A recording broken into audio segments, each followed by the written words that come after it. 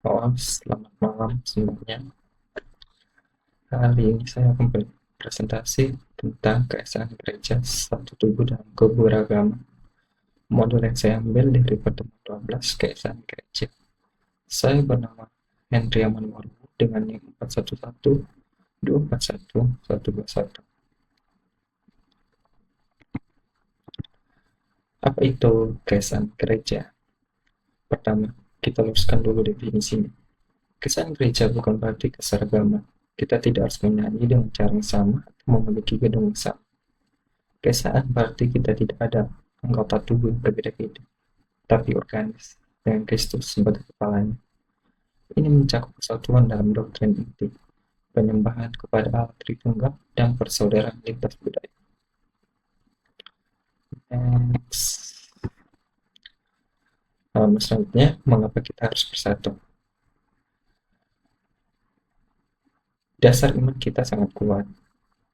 Yesus sendiri berdoa spesifik agar muridnya menjadi satu, supaya dunia percaya. Paulus juga menegaskan, satu Tuhan, satu iman, satu baptisan. Secara sejarah, meski gereja pernah mengalami perbedaan besar, Konsili Nicea dan gerakan Ekumenis modern terus mengingatkan kita bahwa DNA gereja adalah kesatuan.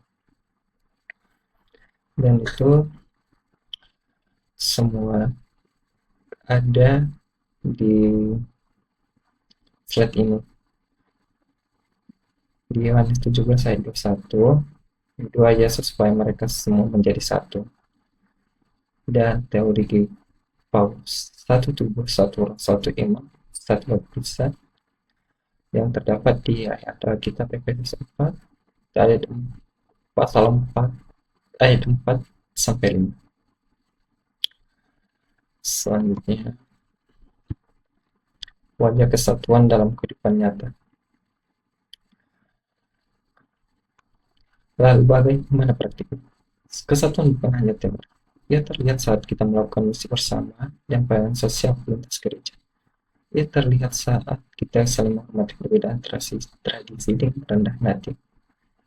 Intinya, kesatuan adalah tentang berpegang pada ajaran kita sambil tetap membuka ruang dialog kasih dengan saudara seiman lainnya. Selanjutnya, selanjutnya itu tantangan di era modern, apalagi di era sekarang, tentu tidak mudah.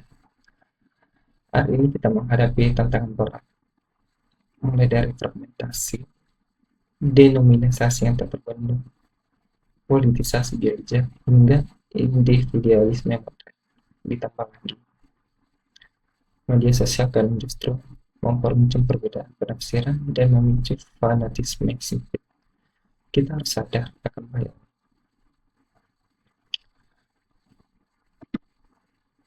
Selanjutnya, di kesimpulan yang saya ambil materi, kita sadar hari ini kita di tengah dunia yang sakit dan terpecah belah.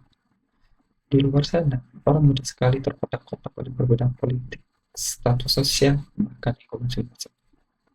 Justru di tengah kelemahan perbedaan ini, panggilan gereja menjadi sangat besar. Dunia tidak membutuhkan lebih banyak konflik. Dunia merindukan tempat di mana perbedaan bisa damai kenal kasih. Namun, perlu saya tegaskan kembali, bersatu tidak berarti kita harus menjadi seragam. Kita tidak harus melepaskan tradisi unik, denominasi kita, atau menjadi sama persis dalam segala hal. Kesan itu seperti sebuah orkestra atau tubuh. Tangan tidak harus menjadi kaki, dan mata tidak harus menjadi telinga. Berbeda fungsi, berbeda bentuk, tapi satu nyawa dan satu tujuan. Keberagaman kita justru adalah kekayaan yang berdatang Kristus. Asalkan hati kita tetap tertuju pada Sang Kepala, maka marilah kita menjadi saksi kasih Kristus yang nyata.